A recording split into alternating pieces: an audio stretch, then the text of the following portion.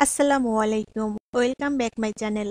Cooking হাউজের আজকের আয়োজনে তৈরি করে দেখাবো টেস্টি অ্যান্ড ক্রিস্পি পটেটো কার রোল। বিকালের নাস্তায় মুখরোচক এই পটেটো কার রোল খেতে খুবই মজার। ছোট বাচ্চা থেকে বড় সবাই ভীষণ পছন্দ করবে খেতে, আর বানানো বেশ সহজ। আশা করছি আপনাদের ভালো লাগবে। প্রথমে একটা বাটিতে আমি নিয়ে নিব আলু। আমি এখানে ২টা বড় সাইজের আলু খুব ভালোভাবে সিদ্ধ করে তারপরে চটকে ভর্তা করে নিয়েছি। আর আলুটাকে খুব ভালোভাবে চটকে নিতে হবে যেন এর মধ্যে বড় বড় কোনো দানা না থাকে। এবার আলুর মধ্যে দিয়ে দিব পেঁয়াজ কুচি। আমি এখানে বড় সাইজের একটা পেঁয়াজ কুচি করে কেটে নিয়েছি। আর দিয়ে দিব কাঁচামরিচ। আমি এখানে ৪টা কাঁচামরিচ কুচি করে নিয়েছি। হাফ চা চামচ পরিমাণ দিয়ে দিব শুকনা মরিচ গুঁড়া। হাফ চা চামচ দিয়ে দিব ভাজা জিরা গুঁড়া। হাফ চা চামচের মতো দিয়ে দিব ধনিয়া গুঁড়া। হাফ চা চামচ দিয়ে দিব গোলমরিচ গুঁড়া। স্বাদ মতো লবণ দিয়ে দিব। এখন আলুর সাথে সব মশলাগুলোকে খুব ভালোভাবে মিশিয়ে নিব। খুবই সহজ একটি রেসিপি, আর ঘরে থাকা অল্প উপকরণ দিয়েই ঝটপট করে এই পটেটো কারোলটি আপনারা তৈরি করে নিতে পারেন। আলুর সাথে মশলাটা খুব ভালোভাবে মেখে নিয়েছি। আর এই রোলগুলো তৈরি করতে আমি এখানে কিছু শাসলিকের কাঠি নিয়েছি।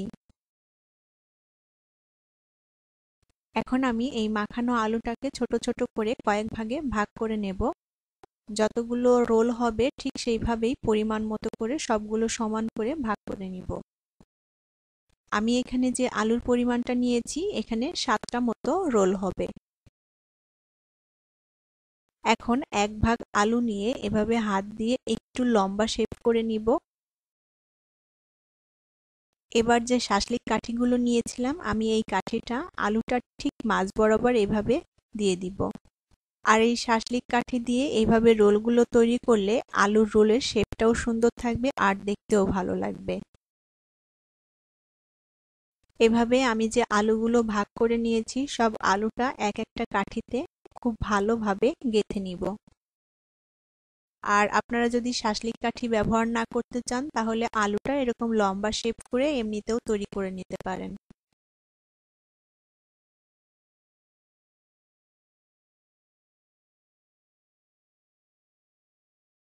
আমি আলুটা শাসলিক কাঠিতে এভাবে গেঁথে নিয়েছি। আমি আগে থেকেই এখানে ময়দা মেখে রেখেছিলাম, আর এইখানে একটা রুটি তৈরি করা যাবে সেই পরিমাণ ময়দা নিয়ে আমি ময়দার ডোটাকে খুব ভালোভাবে মেখে রেখেছি। এখন এই ময়দার ডোটা দিয়ে আমি একটা রুটি বেলে নিব। বোর্ডে সামান্য কিছু ময়দা ছড়িয়ে দিয়ে এখন রুটিটাকে খুব ভালোভাবে বেলে নিব। আর রুটিটা একটু বড় করে বেলবো। রুটিটা খুব বেশি পাতলাও হবে না, আবার খুব বেশি মোটাও হবে না। আমি রুটিটাকে ঠিক এরকম বড় করে বেলে নিয়েছি।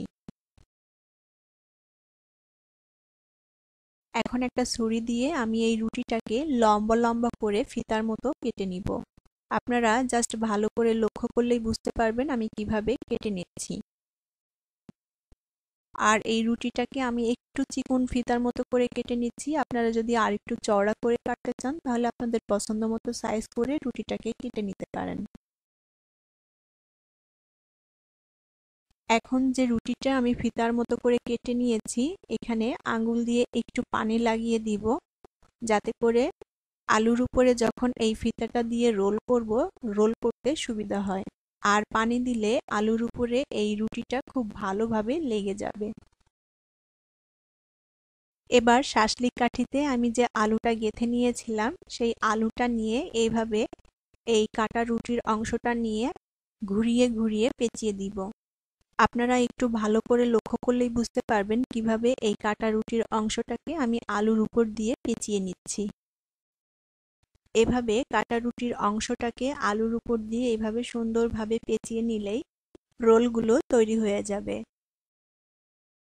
এখনো যারা আমার চ্যানেলটি সাবস্ক্রাইব করেননি তারা অবশ্যই চ্যানেলটি সাবস্ক্রাইব করে নেবেন এবং পাশে থাকা ছোট্ট বেল বাটনটি ক্লিক করে দিবেন। এতে করে আমি যখনই কোনো ভিডিও আপলোড করব সাথে সাথে আপনাদের কাছে নোটিফিকেশনটি পৌঁছে যাবে। আমি একইভাবে বাকি সব রোলগুলো তৈরি করে নিব। আমি সবগুলো রোল তৈরি করে নিয়েছি, এখন এগুলোকে ভেজে নিব। প্যানে পর্যাপ্ত পরিমাণ তেল দিয়ে আমি তেলটা গরম করে নিয়েছি। এখন একটা একটা রোল আমি তেলের মধ্যে দিয়ে দিব। আর এই রোলগুলো ভাজার সময় চুলার আঁচটাকে মিডিয়াম টু হাই এর মাঝামাঝি রেখে রোলগুলোকে ভেজে নিব। রোলের এক পাশটা ভাজা হয়ে গেলে এখন এটাকে উল্টে দিতে হবে। আর রোলগুলো ভাজতে একদমই সময় লাগবে না, খুবই অল্প সময়ের মধ্যে রোলটা ভাজা হয়ে যাবে। যেহেতু আলুটা আগে থেকেই সিদ্ধ আছে তাই উপরের অংশটা খুব ভালোভাবে ভাজা হয়ে গেলেই রোলটা ভাজা হয়ে যাবে। আর এভাবে উল্টে পাল্টে আমি রোলগুলোকে সুন্দর একটা গোল্ডেন কালার করে ভেজে নিব। আমি রোলগুলোকে উল্টে পাল্টে সব দিকটাই সমানভাবে ভেজে নিয়েছি। এখন এগুলো তেল থেকে তুলে নিব। আর বাকি যেগুলো আছে সেগুলোও আমি একইভাবে ভেজে নিব। তৈরি হয়ে গেল মুখরোচক টেস্টি অ্যান্ড ক্রিস্পি পটেটো কাররোল। বিকালের নাস্তায় ঝটপট করে এই পটেটো কাররোলগুলো আপনারা তৈরি করে নিতে পারেন। এটা দেখতে যেমন সুন্দর আর খেতেও কিন্তু ভীষণ মজার। এই পটেটো কাররোলগুলো এভাবে শাঁসলিক কাঠি সহই পরিবেশন করতে পারেন। আবার যদি এই কাঠিটা কেউ না রাখতে চান তাহলে এই পর্যায়ে কাঠিগুলোকে বের করে নিতে পারেন। এভাবে হাত দিয়ে একটু টান দিলেই কাঠিগুলো খুব সহজেই বের হয়ে আসবে। আমি সবগুলো রোল থেকেই শাঁসলিক কাঠিটা বের করে নিয়েছি। আর গরম গরম এই পটেটো কাররোলগুলো টমেটো সসের সাথে খেতে খুবই ভালো লাগবে। বিকালের নাস্তায় শুধুমাত্র আলু দিয়ে আপনারা এই রোলগুলো তৈরি করে নিতে পারেন।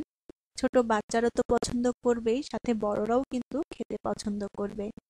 আশা করি আমার আজকের রেসিপি আপনাদের ভালো লেগেছে। আর আমার রেসিপিগুলো ভালো লাগলে অবশ্যই চ্যানেলটি সাবস্ক্রাইব করে আমার সাথেই থাকবেন।